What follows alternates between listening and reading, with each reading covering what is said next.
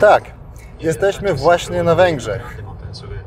Bardzo niewielu Polaków nie słyszało polskie przysłowie Polak, Węgier, dwa bratanki i do szabli, i do szklanki. Zarówno jak i mało kto z Węgier nie słyszał przysłowia Lengyel, Magyar, két jó barát. I zapomniałem, jak tam dalej. No, o czym jest dzisiejszy temat? Co właśnie łączy Polaków i Węgrów? Albo jeszcze lepiej, co łączy Węgrów ze Słowianami w ogóle? Są niektórzy wśród Słowian, którzy myślą, że Węgrzy to zarówno Słowianie, tak jak i wszyscy inni, Polacy, Rosjanie, Ukraińcy, Białorusini, Chorwaci, Słoweńcy, Serbowie, Bułgarzy, Macedończycy, Słowacy, Czesi, Łużyczanie. Ale czy jest na tym jakaś prawda? Albo to po prostu ktoś wymyślał? No tak na początek powiem swoje osobiste zdanie. Dla mnie to Słowianie, a Węgrzy to Węgrzy. Nie podoba mi się, kiedy ktoś komuś narzuca jakąś tożsamość, bo no po prostu czego nie chcesz, żeby ci zrobiono i sam drugim nie rób. Czy jest jakaś prawda w tym, że Węgrzy są jakoś połączeni do Słowian? Dzisiejszą opowieść o Węgrzech i o ich stosunkach do Słowian zaczniemy z IV wieku. Bo IV wiek to jest taki czas, gdy mogli już powstać pierwsze kontakty między przodkami Węgrów i między przodkami Słowian. Bo w IV wieku prasłowianie albo przedprasłowianie zamieszkiwali obszary na terenie dzisiejszej Ukrainy mniej więcej i już części zachodniej Rosji, możliwe, że jeszcze bardziej dalej na wschód. No i niektórzy z przodków Węgrów mogli już jakoś komunikować ze Słowianami, bo część ich przodków zamieszkiwała obszary niedaleko od rzeki Wolgi i tam mogły być pierwsze kontakty. Ktoś powie, że to nie jest całkiem tak, ale ja się nie mogę zgodzić, bo Węgrzy to nie jest taka, jakbym to powiedział, zwłaszcza w tamtych czasach, to nie jest taka narodowość monolitna, bo taki węgierski albo ugorski sojusz ma więcej warstw, z których jedna jest irańska, jedna jest ugrofińska, jedna jest turkyjska i to jeszcze kiedy mówimy o czasie, kiedy oni jeszcze żyli tam u siebie, w swojej, no powiedzmy to tak, praojczyźnie. No dobra, ale ci kontakci, nawet jeśli już wtedy były dość takie rzadkie i takie raczej przypadkowe. Takie regularne kontakty między Węgrami i Słowianami zaczęli się gdzieś w początku wieku IX, kiedy Węgrzowie ruszyli już na zachód, do serca Europy i ci kontakci były właśnie na terenach dzisiejszej Ukrainy, nawet tam niedaleko od Kijowa. I to, co prawda wiemy z o wiele późniejszych źródeł historycznych, Węgrowie wtedy już mogli kontaktować ze Słowianami wschodnimi. Według węgierskiej kroniki jeśli się nie mylę, ze XIII wieku albo XIV wieku, tam jest już mowa o tym, że Węgrzowie dostali żołnierzy od ruskiego księcia. Tam nie ma mowy o tym, kim właśnie było ten księża, więc o tym nic nie wiemy. No i jeśli ta historia jest prawdziwa, to razem ze Warygami ruskimi i jakieś Słowianie wschodni dołączyły do Węgrów i razem przenieśli się do środka Europy. I te stare kontakty między Słowianami i Węgrzami były dość negatywne, bo stari Węgrzowie byli taki lud wojowniczy, kiedy Słowianie już mieli swoje państwa. Już wiemy, że w Europie Środkowej wtedy było duże słowiańskie państwo, mocarstwo Wielka Morawa, albo po łacińsku Regnum Sclavorum, czyli Królestwo Słowian. I w początku te stosunki byli dość złe.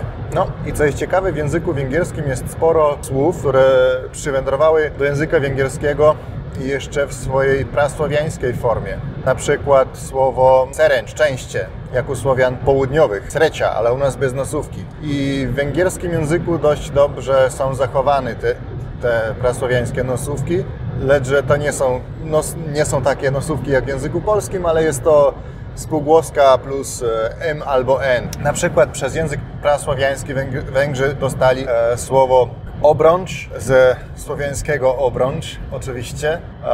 No i jest dużo takich słów. Jest taka warstwa słów słowiańskiego pochodzenia.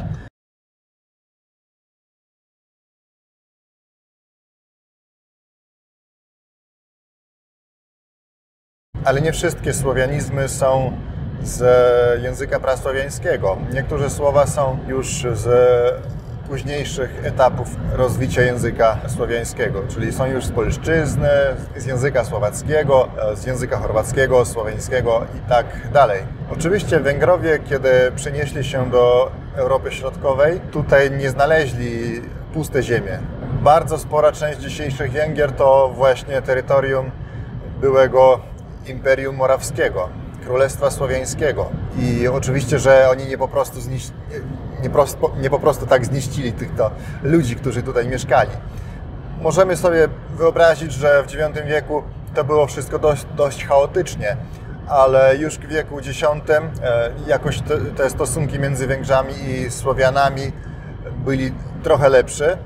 I nawet z IX wieku już wiemy, że elita węgierska żeniła się ze Słowiankami z Panonii oraz Słowiankami z Morawii i że nawet zachowała w pewnym sensie tradycję świętopełka, króla morawskiego i przez jeszcze bardzo długi czas w Królestwie Węgierskim mieszkało naprawdę dość dużo Słowian. No, na przykład cała Słowacja była częścią Królestwa Ugorskiego. Poza tym Chorwacja była częścią Królestwa Węgierskiego. Poza tym widzimy, że nawet toponimia, to znaczy nazwania miejscowości na Węgrzech, często są słowiańskiego pochodzenia. Na przykład Czernet, poza tym i właśnie jest sporo takich miejscowości, które po prostu są słowiańskimi takimi nazwami.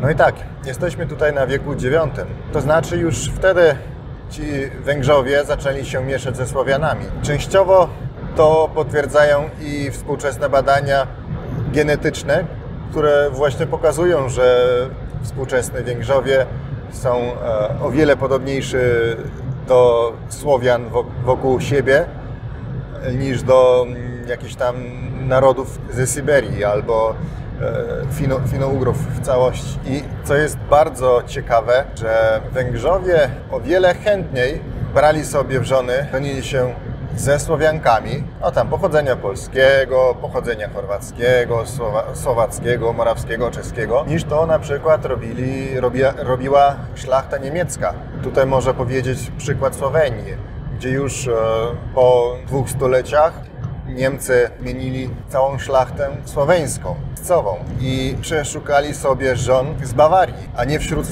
Słowianek. U Węgrów to tak nie było. I nawet, jeśli ktoś z Was chce porównać, ile księży jest słowiańskiego pochodzenia na przykład w Rosji, albo na Rusi, potem w Polsce, albo gdzie jeszcze, na Węgrzech, w Bułgarii, w Chorwacji, co jest bardzo kontradykcyjne, jest to, że na Węgrzech bardzo dużo ludzi ze szlachty, z tej wysokiej warstwy jest pochodzenia słowiańskiego. W tym czasie, jak u innych Słowian, to bardzo często są Germańcy, to znaczy Rurykowie i nawet w Polsce widzimy, że co prawda nieco później, że tam też są Szwedzi i inni Germańcy. Jeden bardzo ważny moment w stosunkach na przykład polsko-węgierskich to XI wiek, kiedy królem w Polsce był Bolesław I Chrobry, a na Węgrzech Isztwan I albo Stefan I Święty. I Polska w tym czasie, król polski w tym czasie był i królem terenów dzisiejszej Słowacji. Nie wiem, czy nie byłoby lepiej, gdyby to tak zostało w tamtych czasach. Granica była na Dunaju między Polską i między Węgrami. No i w węgierskim mieście Ostrigomie, Esztergom, spotkali się król polski Bolesław I Chrobry oraz węgierski król Stefan I. No jeśli się nie mylę, popróbujcie to znaleźć. I w tym czasie możemy powiedzieć, że właśnie tam, w Ostrigomie, się urodziło przyjacielstwo między Węgrami i Polakami. To legendarne przyjaciółstwo, które ja bym się bardzo cieszył, gdyby takie prawdziwe przyjaciółstwo było między wszystkimi Słowianami. I po tym czasie właśnie Węgrowie i Polacy stali się narodami jeszcze bardziej bliskimi, nie mówiąc już o innych Słowianach. I co jest ciekawe, królowie Węgier często nosili takie, nie wiem jak jest po polsku, tytulacja królewska, na przykład Rex tota Sclavonia et Rex Rutenorum, to znaczy król Rusi oraz całej Sławonii, całej ziemi słowiańskiej.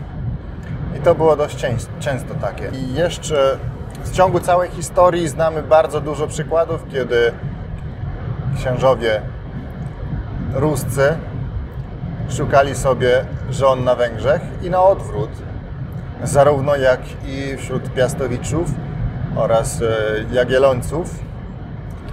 Bardzo mało ludzi o tym wie, ale cała ta zachodnia część Węgier jeszcze bardzo długo mówiła tylko po słowiańsku. To znaczy elita rozmawiała między sobą po węgiersku, pisali sobie oczywiście po łacinie, a naród na zachodzie Węgier, między Balatonem i dzisiejszą granicą z Austrią, mówiła jeszcze po słowiańsku.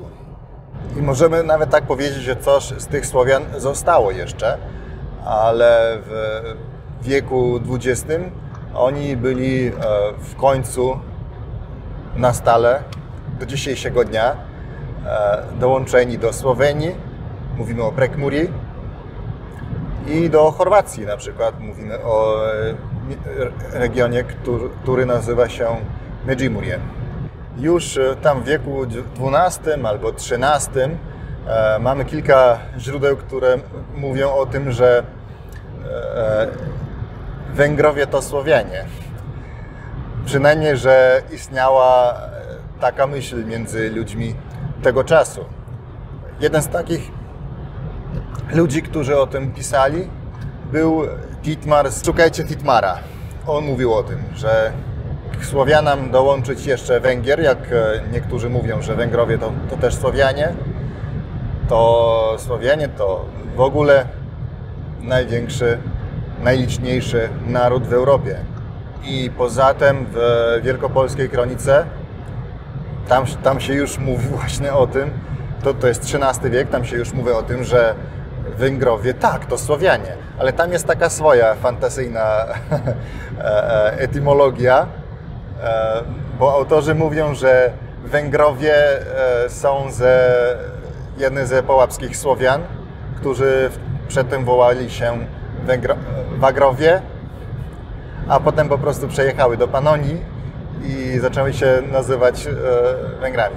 Przez Węgrów nawet byli połączeni różni Słowianie, a o tym bardzo mało ludzi wie. Na przykład węgierski król Laszlo był synem Bielid oraz księżniczki Piastowiczowej. No on miał też siostrę Ilonę, która potem wyszła za mąż za chorwackiego króla Demetriusza Zwonimira, czy że jego żona była wpół Polką, wpół Węgierką. Jeszcze z źródeł historycznych wiemy, że mowa ojczysta była polszczyzna tamtego czasu. I oczywiście, że to musiało pomagać Jelenie, by się lepiej porozumieć z Chorwatami, gdzie była królową.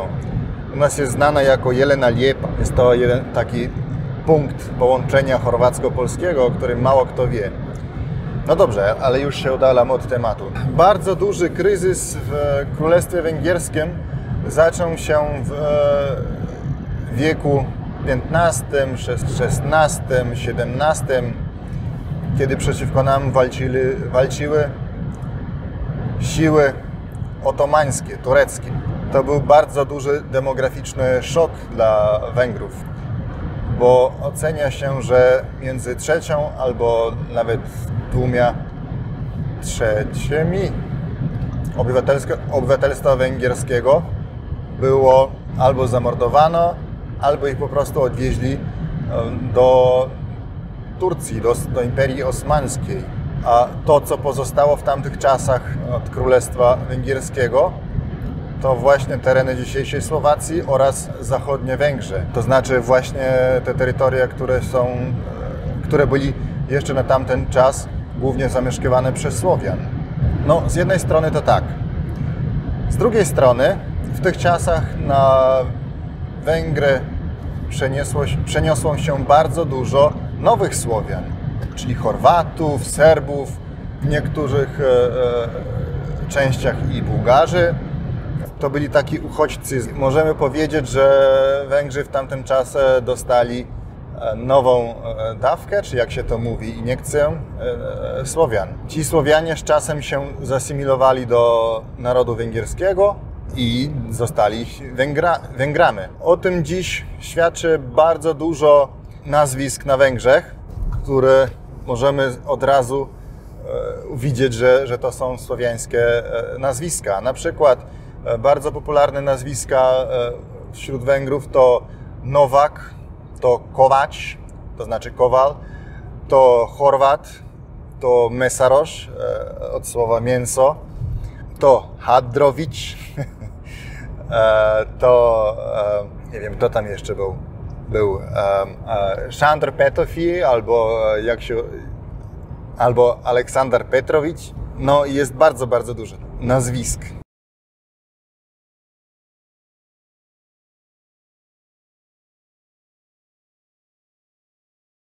Polakom to z Węgrzami zawsze było jakoś lepiej niż kiedy mówimy o stosunkach innych Słowian z Węgrami, zwłaszcza tych, którzy żyli w Królestwie Węgierskim, to znaczy Słowaków, Chorwaci, Słoweńców, Serbów i tak dalej.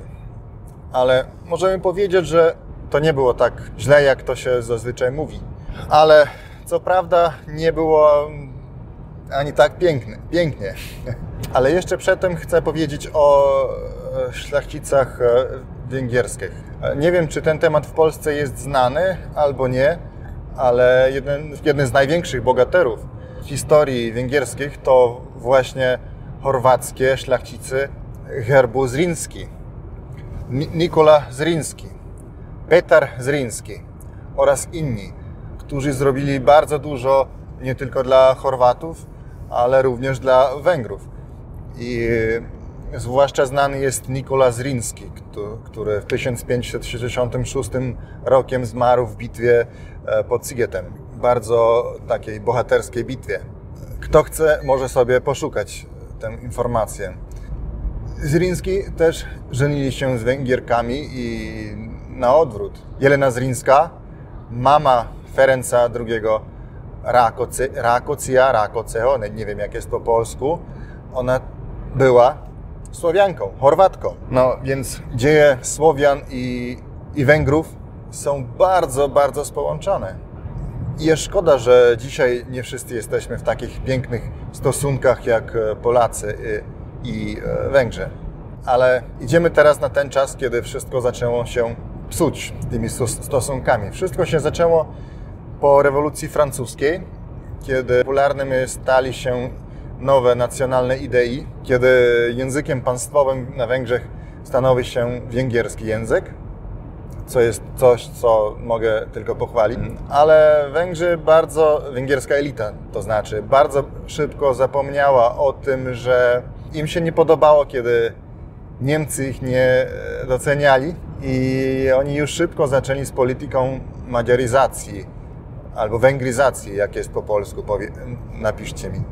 Ta węgryzacja to było coś bardzo złego w historii stosunków węgiersko-słowiańskich, bo mówimy o takich rzeczach, że na przykład mienili wszystkie nazwy toponimiczne na węgierskie, że na Słowacji to było bardzo, bardzo źle, że nawet krali dzieci i wychowywali ich już jako Węgrów. No i to było dość źle takie.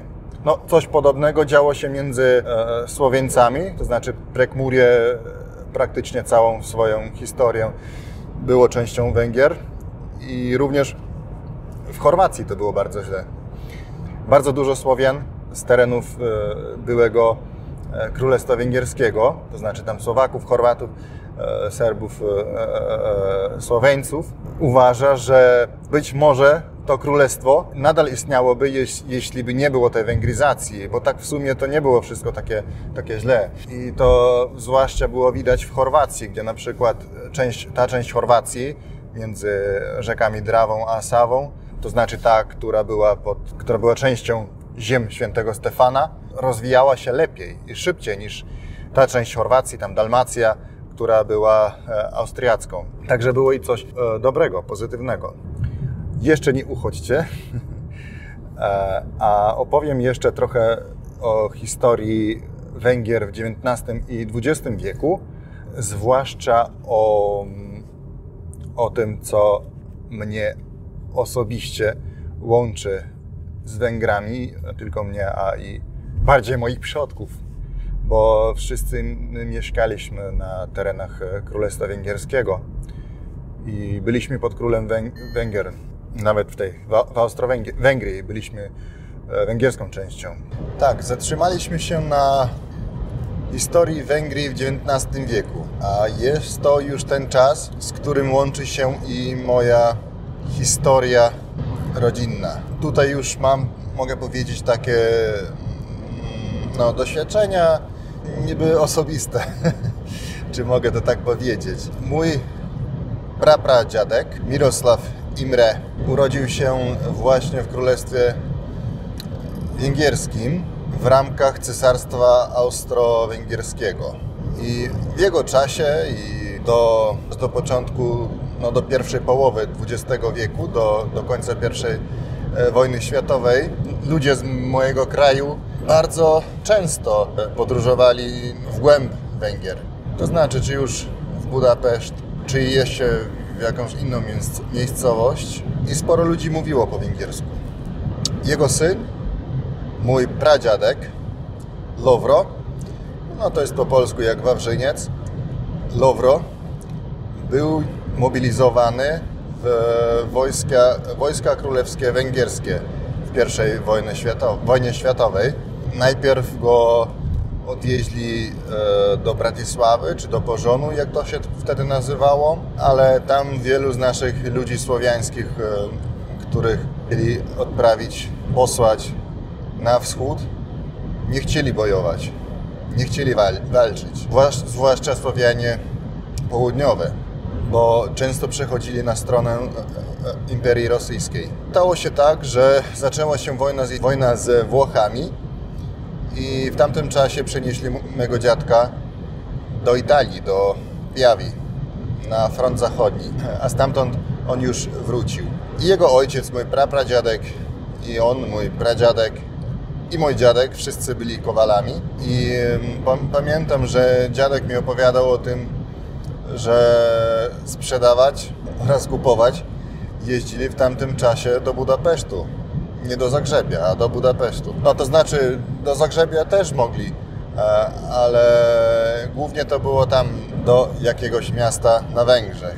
No i ten mój pradziadek, Lovro Wawrzyniec, on był w artylerii Królestwa Węgierskiego, w ramach oczywiście Austro-Węgierskiej Imperii.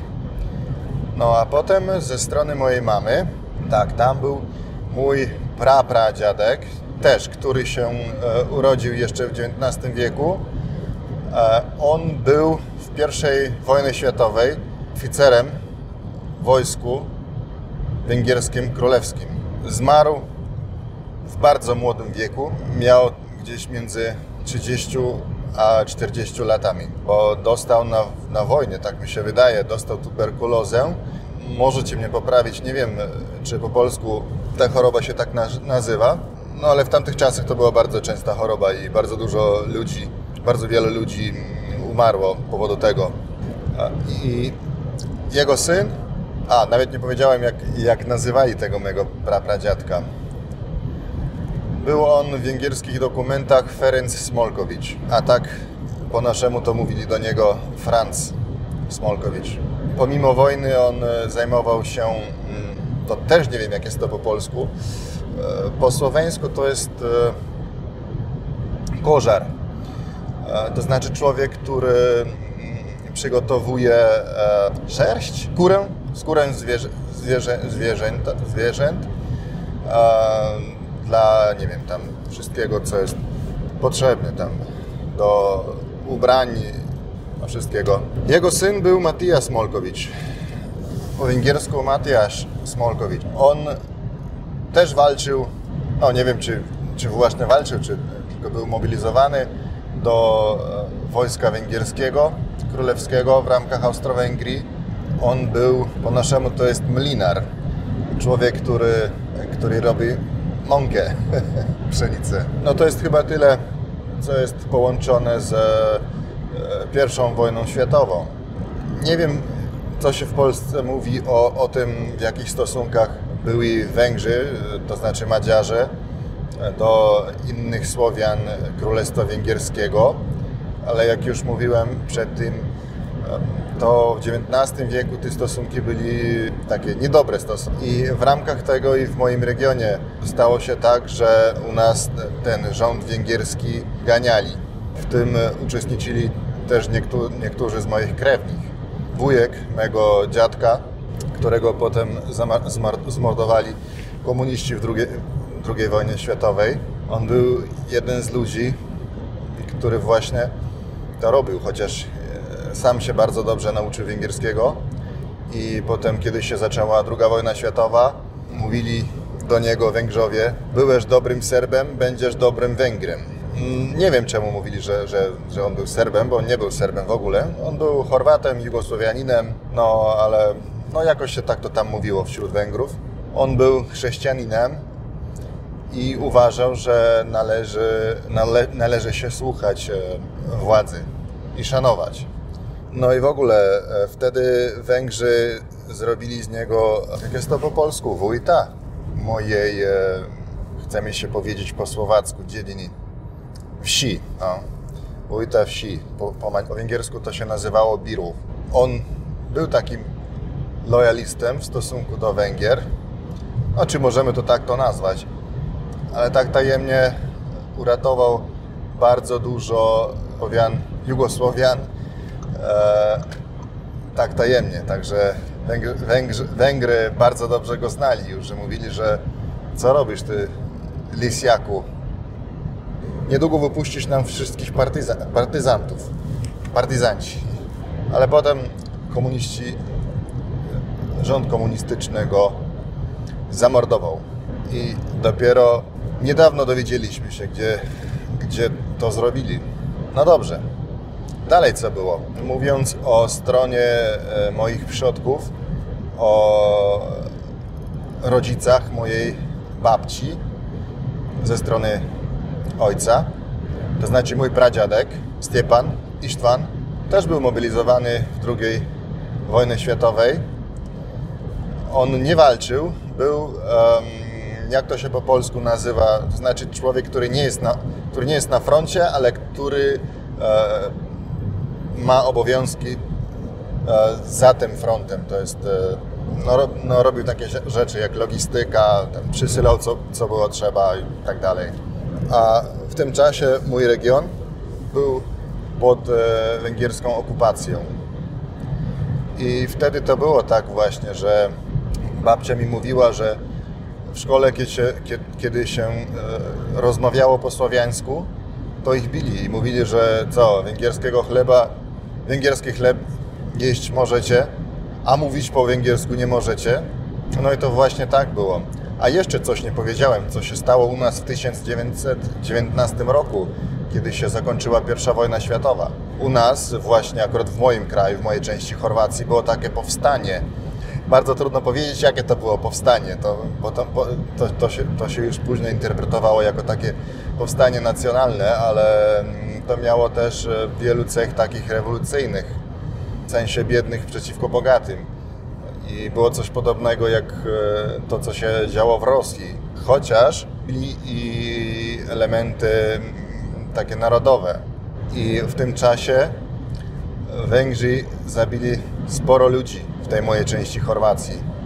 Nawet w mojej wsi była jedna kobieta, która krzyczała: "Żywela Chorwacka, propala Mađarska", co znaczy niech żyje Chorwacja i niech znikną Węgry. Tę kobietę strzelili i potem ją powiesili na drzewo w środowisku tej naszej wsi. I tak to się działo w wielu wsiach. I przez to Węgrów dobrze nie zapamiętali ludzie. No i to była ta okupacja węgierska w I wojnie światowej, a potem wyzwolili nas już wojska słoweńsko-chorwacko-serbskie, czyli jugosławskie, i wreszcie dołączyli nas do słowiańskiej Jugosławii. No wróćmy do II wojny światowej. Moja babcia w tym czasie nowej okupacji węgierskiej nauczyła się języka węgierskiego. Mój dziadek zarówno. Ktoś to wiedział lepiej, ktoś mniej. No, mój dziadek, mąż mojej babci, też był, jakbym to powiedział, niemobilizowany, bo on miał jeszcze 16-17 lat i wtedy bardzo dużo chłopców z naszych wsi zabrali po prostu. No i mój dziadek był mobilizowany do takich, nie wiem, brak mi polskich słów, jak to dokładnie opisać. Po węgiersku to się nazywało Levente. To była taka młodzież wojskowa, czyli coś takiego. Oczywiście też nie pytali, kto chce, kto nie chce, a po prostu przyjeżdżali do wsi i zabrali tam wszystkich młodych chłopców. Aby młodych chłopcy nie szli do partyzantów i nie bojowali, nie walczyli przeciwko Węgrom. XIX i XX stulecie dla stosunków Słowian z Węgrzami było dość takie słabe. A co możemy powiedzieć dziś? No, dziś już dużo czasu minęło z tych ciężkich czasów i teraz stosunki są dobre. Ja bym bardzo chciał widzieć, żeby się jeszcze zlepszali. Wydaje mi się, że ta grupa wyszehradzka, do której wchodzą Polska, Węgry, Słowacja, Czechy, wydaje mi się, że to jest taka dobra platforma i bardzo bym chciał widzieć, że Słowenia i Chorwacja dołączyliby do tego. No ale ja bym bardzo chciał, by to było tak, że nie przeciwko komuś, a dla nas, żeby nie było takiego zjednoczenia na przykład przeciwko Rosjanom. Ja wiem, że komuś to się nie spodoba, ale ja jestem po sercu i po duszę człowiekiem miłującym wszystkich Słowian i człowiekiem, który chce widzieć, że wszyscy Słowianie mogą nauczyć się szanować jeden drugiego. Jeśli wrócimy do tematu węgierskiego, tak mogę powiedzieć, że dzisiejsze Węgry to państwo bardzo ciekawe i takie, które zasługuje szacunek. Przynajmniej z mego punktu widzenia, że szanują te swoje tradycyjne godności, cności, godności. No i że szanują rodzin, młodych rodzin. Mają bardzo dużo takich rzeczy, które należałoby naśladować jakoś nam, Słowianom. No dobrze, na dziś to wszystko. To był taki odcinek, gdzie ja po prostu tak, bez tego bym się przygotował jakoś specjalnie. Chciałem się z Wami po prostu podzielić się swoimi rozmyśleniami na temat węgiersko-słowiańskich stosunków. To jest coś, co mnie ciekawi i w końcu mogę znowu powiedzieć, że Słowianie to Słowianie, Węgry to Węgry albo Węgrowie to Węgrowie. Nie wiem, napiszcie mi tam, jak jest to poprawnie. Uczę się nadal polskiego, czyli oświeżam swoje znania, więc jeśli ciekawią Was takie odcinki na takie tematy, napiszcie proszę do komentarzy. A mnie takie wstyd teraz, bo moja polszczyzna pewnie jest bardzo, bardzo, bardzo zła teraz, bo mieszam ze wszystkim. Teraz w ciągu bardzo krótkiego czasu musiałem rozmawiać po rosyjsku, po słowacku, po chorwacku, po słoweńsku. Także jest to w głowie taki salat, taka kasza. Tak, dziękuję wszystkim, dziękuję zwłaszcza tym, kto obejrzał odcinek do końca. Jeśli ciekawią Was podobne tematy, dajcie znać w komentarzach i będziemy dalej robić takie odcinki. No takie, bez przygotowienia, jeśli Wam się to podoba.